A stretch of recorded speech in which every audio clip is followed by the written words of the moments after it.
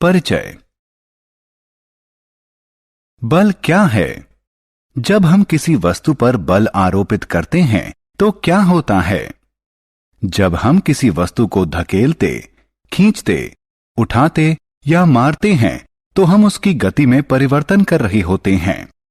गति में इस परिवर्तन के लिए बल की आवश्यकता होती है।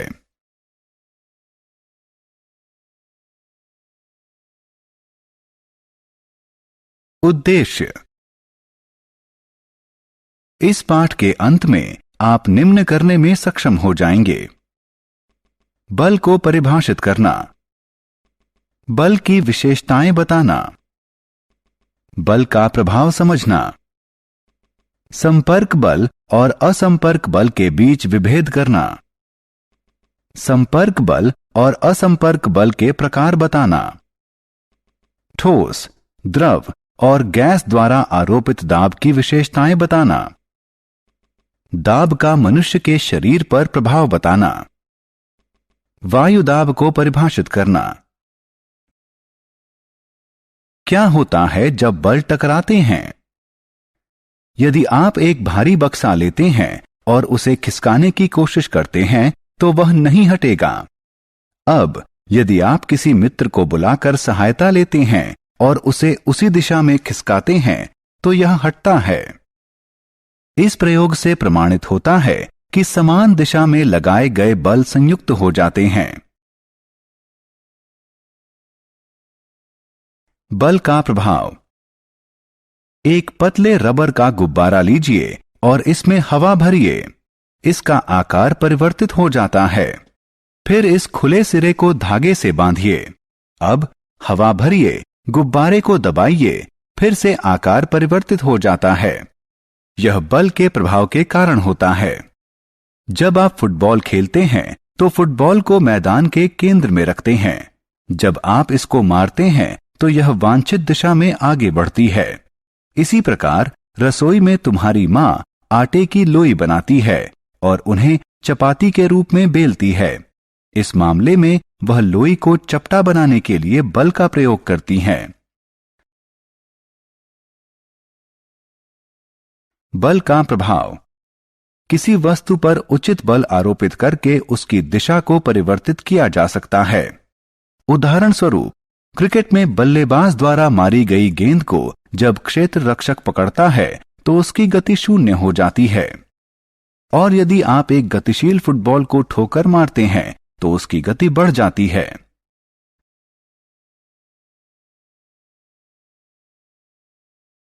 बल के प्रकार। बल के दो मुख्य प्रकार हैं, संपर्क बल और असंपर्क बल। पेशीय बल, घर्षण बल इत्यादि संपर्क बल का उदाहरण हैं।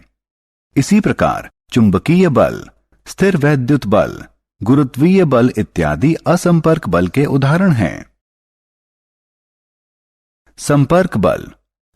क्या आप टेबल पर रखी किताब को बिना छुए बढ़ा या उठा सकते हैं? या क्या आप एक बाल्टी पानी को बिना पकड़े उठा सकते हैं? दोनों मामलों में उत्तर है नहीं।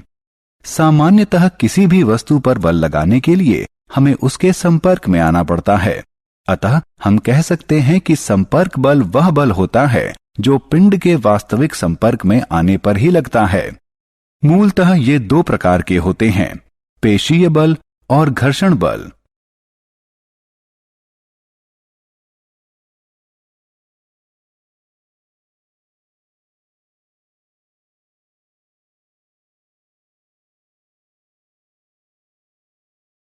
पेशीय बल। जब हम किसी वस्तु जैसे कि बक्से को खिसकाते हैं या बाल्टी को उठाते हैं तो बल हमारे शरीर की पेशियों की गतिविधि द्वारा लगाया जाता है। इस बल को पेशीय बल कहते हैं। ध्यान रखें कि पेशीय बल सदैव या तो सीधे सीधे वस्तु को स्पर्श करके लगाया जाता है या फिर किसी छड़ी या रस्सी के टुकड़े की सहायता से लगाया जाता है। उदाहरण के लिए, फल या सब्जी को चाकू की सहायता से काटना, हथौड़े की सहायता से कील ठोंकना, घोड़े द्वारा गाड़ी को खींचना। घर्षण बल। क्या आप जानते हैं क्यों एक भारी बक्सा खिसकाने पर नहीं हिलता? क्यों एक लुढ़कती हुई गेंद कुछ समय बाद रुक जाती है? जब एक वस्तु किसी दूसरी वस्तु के संपर्क में गति करती है तो उनके बीच एक बल काम करता है जिसे घर्षण बल कहते हैं। ध्यान दें कि घर्षण बल सदैव सभी वस्तुओं पर लगता है और इसकी दिशा गति की दिशा के विपरीत दिशा में होती है। गतिशील वस्तु धीरे धीरे धीमी होती जाती है और घर्षण के कारण अंततः वह रुक जाती है। यह स्पष्ट होता है कि घर्षण बल सदैव किसी पिंड की दूसरे पिंड के संपर्क में होने वाली गति के प्रतिरोध में काम करता है। असंपर्क बल के प्रकार। चुंबकीय बल, गुरुत्वीय बल और स्थिर वैद्युत बल असंपर्क बल के उदाहरण हैं। क्या आप जानते हैं क्यों पत्तियां या फल पेड़ से अलग होने के बाद धरती पर गिरते हैं? यह गुरुत्वीय बल के कारण होता है। वह बल जो पृथ्वी के खिंचाव के कारण लगता है उसे गुरुत्वीय बल कहते हैं। यह असंपर्क बल का एक उदाहरण है। एक उचित दूरी पर रखे गए दो चुंबकीय ध्रुवों के बीच लगने वाले बल को चुंबकीय बल कहते हैं, जिसमें समान ध्रुव एक दूसरे को विकर्षित करते हैं और विपरीत ध्रुव एक दूसरे को आकर्षित करते हैं। एक चुंबक दूसरे चुंबक पर बिना संपर्क में आए बल आरोपित कर सकता है, अतः चुंबक द्वारा आरोपित बल असंपर्क बल का एक उदाहरण है। क्या आप जानते हैं जब हम किसी ट्यूब को सूखे कपड़े से रगड़ते हैं और किसी धागे के पास ले जाते हैं तो धागा ट्यूब की तरफ आकर्षित होता है? ऐसा इसलिए होता है क्योंकि जब हम ट्यूब को सूखे कपड़े से रगड़ते हैं तो ट्यूब पर विद्युत आवेश उत्पन्न हो जाता है। इसे स्थिर वैद्युत आवेश कहते हैं। यह भी असंपर्क बल का एक उदाहरण है।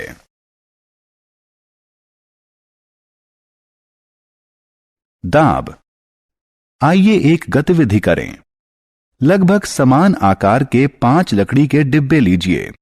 उन्हें भारी बनाने के लिए उसमें लोहे के टुकड़े भर दीजिए। इन डिब्बों को लकड़ी के एक टेबल पर अलग अलग रख दीजिए।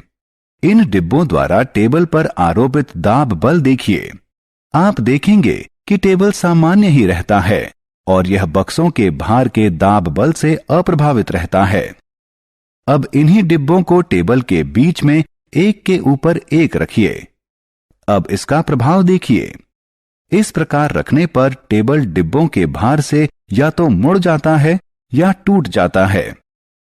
क्या आप अनुमान लगा सकते हैं कि ऐसा क्यों हुआ? यद्यपि दोनों स्थितियों में लगाया गया बल समान था, फिर भी पहली स्थिति में इसका प्रभाव अल्प था और दूसरी स्थिति में टेबल मुड़ गई। इस गतिविधि से प्रमाणित होता है कि बल और इसका प्रभावी क्षेत्रफल दोनों महत्वपूर्ण हैं। जिस क्षेत्रफल पर बल आरोपित किया जाता है वह जितना छोटा होगा इसका प्रभाव उतना ज्यादा होगा और इस अवधारणा को दाब कहते हैं। हम कह सकते हैं कि दाब बल से संबंधित है।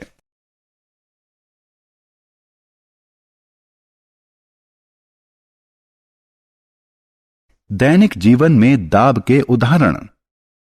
क्या आपने कभी ध्यान दिया है कि विद्यालय के बस्ते चौड़े पट्टे वाले क्यों होते हैं? धारदार चाकू भोथरे चाकू से बेहतर क्यों काटते हैं? और सुई की नोक नुकीली क्यों होती है? अपने दैनिक जीवन में हम सभी दाब के प्रभाव का अनुभव करते हैं। विद्यालय के बस्ते में चौड़े पट्टे इसलिए होते हैं कि बस्ते का भार बच्चे के कंधे के ज्यादा हिस्से पर आरोपित हो, जिसके परिणाम स्वरूप कंधों पर दबाव कम पड़ता है और कम दबाव के कारण भारी विद्यालयी बस्ते को उठाना अपेक्षाकृत सरल हो जाता है। एक धारदार चाकू की धार बहुत पतली होती है। यह वस्तुओं को बेहतर ढंग से काटता है क्योंकि इसका संपर्क क्षेत्र बहुत ही कम होता है। हमारे हाथ का बल एक बहुत छोटे क्षेत्रफल पर आरोपित होता है, जिससे भारी दबाव उत्पन्न होता है और यह भारी दबाव वस्तु को आसानी से काट देता है। इसके नुकीले सिरे के कारण सुई वस्त्र के एक बहुत छोटे क्षेत्रफल पर बल आरोपित करती है, जिससे भारी दबाव उत्पन्न होता है जो वस्त्र में छिद्र करने के लिए पर्याप्त होता है। क्या द्रव और गैस भी ठोस की तरह दबाव आरोपित करती हैं? क्या आप जानते हैं कि जब आप गुब्बारे में हवा भरते हैं तो क्या होता है? यह सभी दिशाओं में दाब आरोपित करता है, जिसके कारण गुब्बारे का आकार बढ़ता है और प्रत्येक दिशा में समान वृद्धि दिखाई देती है। द्रव के लिए भी यही सही है। यह सभी दिशाओं में दाब आरोपित करता है। जब एक प्लास्टिक की एक थाली जल में डूबती है तो यह तली में नहीं जाती। यह सदैव पानी के भीतरी दाब के कारण शीशे के पाइप के प्रतिकूल दाब के प्रभाव में रहती है। इससे प्रमाणित होता है कि जल भी प्रत्येक दिशा में दाब आरोपित करता है। वायु और हमारा वायुमंडल। हम जानते हैं कि हमारे चारों तरफ वायु है। पृथ्वी के चारों तरफ बने वायु के आवरण को वायुमंडल कहते हैं।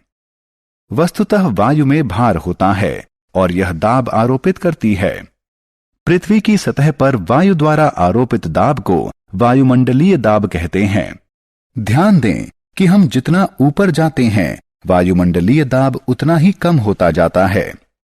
औसतन हमारे सिर पर 1 किलोग्राम प्रति वर्ग सेंटीमीटर वायु भार आरोपित होता है।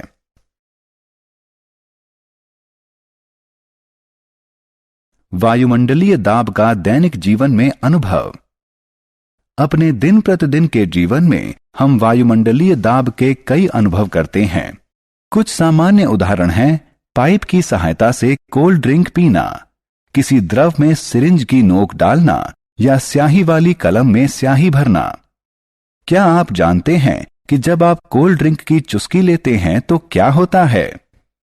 पाइप के भीतर का वायु दाब कम हो जाता है और ड्रिंक के सतह का वायु दाब ड्रिंक को हमारे मुंह तक पहुंचाने के लिए पाइप के अंदर धकेलता है।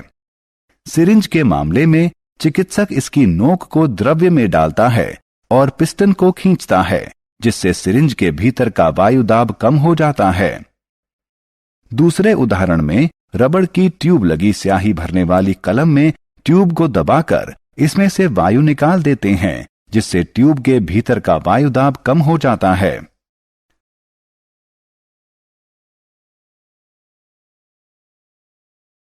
सारांश। आइए हमने जो कुछ सीखा है उसे संक्षेप में दोहराएं। बल एक खिंचाव या धक्का है जिससे पिंड की गति में परिवर्तन होता है। बल किसी वस्तु का आकार परिवर्तित कर सकता है, किसी वस्तु की स्थिति परिवर्तित कर सकता है, किसी गतिशील वस्तु की गति की दिशा परिवर्तित कर सकता है और किसी गतिशील वस्तु की गति बढ़ा सकता है। बल 2 प्रकार के होते हैं, संपर्क बल और असंपर्क बल। पेशीय बल और घर्षण बल संपर्क बल के उदाहरण हैं। गुरुत्वीय बल, स्थिर वैद्युत बल और चुंबकीय बल असंपर्क बल के उदाहरण हैं।